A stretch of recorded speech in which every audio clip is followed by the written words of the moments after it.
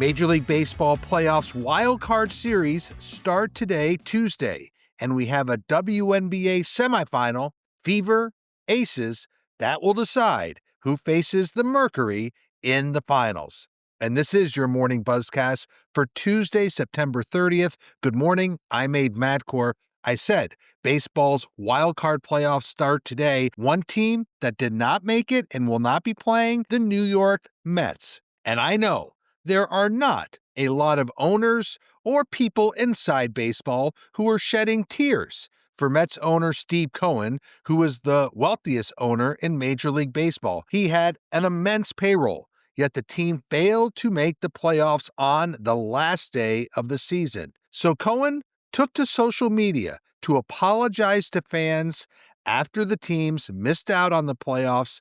Cohen was outspoken during the offseason, asking for fans to support the team. He wanted to see better attendance at Citi Field, and yes, Mets fans responded. The team drew more than 3 million fans for the first time in 16 years. On the field, things started positively. The Mets had the best record in baseball in mid-June, but then they finished 38-55 in the back half of the season. They were 0-70 when trailing after 8 innings. Not good. So Cohen said he apologized to fans and said, quote, "You did your part by showing up and supporting the team. We didn't do our part. The result was unacceptable," end quote. I was in New York last week. I will just say, Mets fans not thrilled with the management and performance of the club. We don't know how the team will look different next season. And yes, I do love Steve Cohen's passion, but let's just say again, other owners, other people in baseball, not shedding too many tears about the Mets and their big payroll not making the playoffs. Paramount Skydance, we've talked about them. They are being aggressive in sports, and they are certainly being aggressive in combat sports and the fight game. TKO Group's newest venture, Zuffa Boxing, has sold its media rights to Paramount.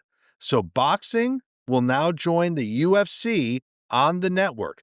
This is a long-term deal. This starts in January of 2026. Remember, this effort is led by Dana White, Nick Khan, leaders in Saudi Arabia.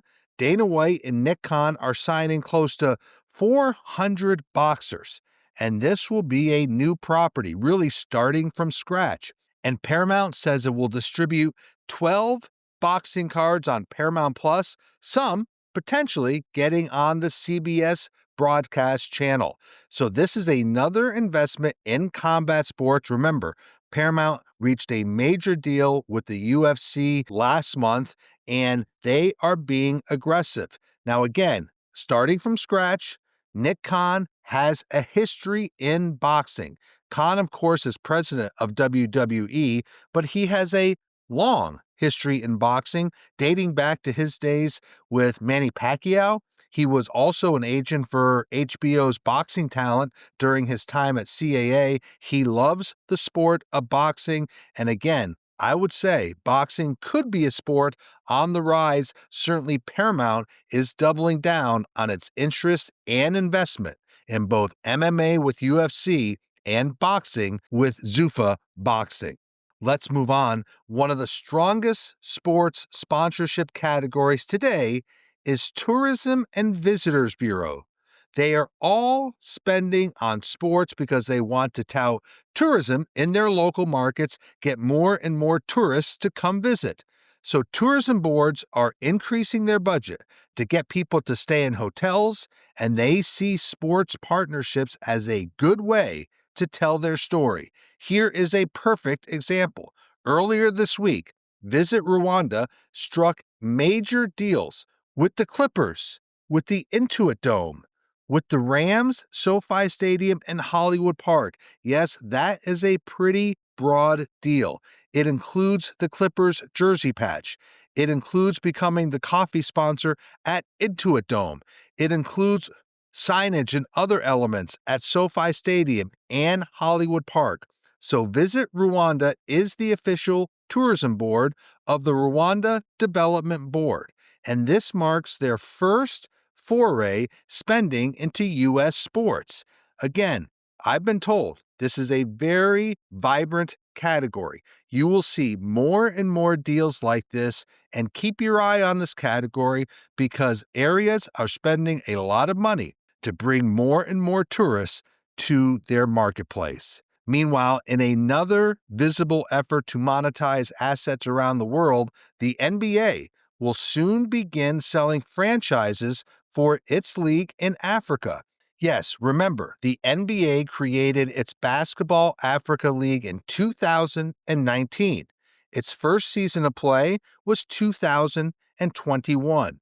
And now the league wants to sell 12 new teams and give each team an opportunity to build home arenas for those franchises. Yes, venues, buildings, arenas are not up to par necessarily around the world. This would be an economic driver of future venues as well. So the NBA will start looking for investors over the next few months. So what's behind this move? Well, the economic opportunities in Africa are substantial. They are significant. And it's clear the NBA is looking to attract local investors interested in owning teams. So yes, they can generate real revenue, but also having local ownership is crucial for the league's long-term success. And this is the latest effort by the NBA to grow around the world. We know what they're trying to do with NBA Europe and reviewing how to expand in Europe. So look at the strategy here. Multiple global leagues where you see teams from Europe, Africa, and North America, and other parts of the world, all vying for global supremacy, real revenue streams around this development. Let's move on. I missed this the other day, another marker for the growth of women's sports.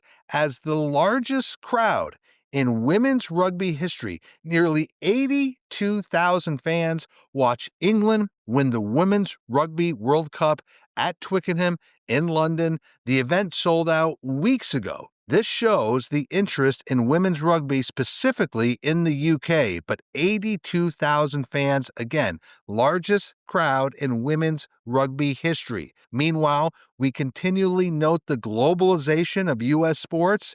I just talked about the NBA in Europe and Africa. Well, the NFL is opening an office headquarters in Spain. That will give the NFL a home office in 8 foreign countries: Canada, Mexico, Brazil, the UK, Germany, China, Australia, and now Spain. Young people always ask me about could they take their sports business talents around the world? There are opportunities to work for these leagues in markets certainly everywhere you turn. Latest example, the NFL opening an office headquarters in Spain. And here are some bold-faced names to end today's Buzzcast. First, are you ready for U.S. Senator Paul Finebaum? Well, the ESPN personality, who I think is one of the best in the business, is considering leaving ESPN and running for a U.S. Senate seat in Alabama. Now, Finebaum was in my hometown of Charlotte, North Carolina for years, but he recently returned to his longtime home in Birmingham, and he said he could be running as a Republican and would likely aim to fill the seat now occupied by Tommy Tuberville. So again, Paul Finebaum considering running for Senate. He's calling himself a middle-of-the-road person. The second personality to talk about, TKO Group CEO Ari Emanuel, is getting into the podcast business. It's called Rushmore. It will debut today, Tuesday. And we will see Ari Emanuel and a co-host speak to industry leaders in various categories. It is positioned as a debate show. He'll have guests like Tom Brady, Peyton Manning, Bob Costas, and others. Rushmore will be heard on X and be exclusively on that platform. And finally, we are thinking about New York Giants co-owner John Mara, one of the best in the business, truly one of the good people in sports, recently diagnosed with cancer. He says he plans to remain with the team through his treatment. Now, John Mara is 70 years old, a very influential figure in NFL circles. He said he is feeling strong and remains optimistic about a positive outcome, and that's good news thinking of John Mara. So 4 takeaways from today's Buzzcast. Number 1, can the U.S. sports leagues be kingmakers around the world?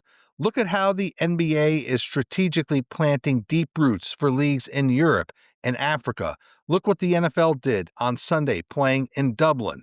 These could be massive revenue streams for these leagues. Number 2, if you are in corporate sponsorship sales, target tourism boards, convention and visitors authorities. They are spending money on sports to lure customers. Number 3, Paramount Skydance. It's becoming known as the outlet for combat sports, and it's growing closer and closer to the TKO group with deals for both UFC and now boxing. And finally, more and more celebrity podcasts, the latest being Ari Emanuel on X. His show called Rushmore launches today. And that is your morning Buzzcast for Tuesday, September 30th. I'm Abe Madkour. Thanks for listening. Stay healthy. Be good to each other. I'll speak to you tomorrow.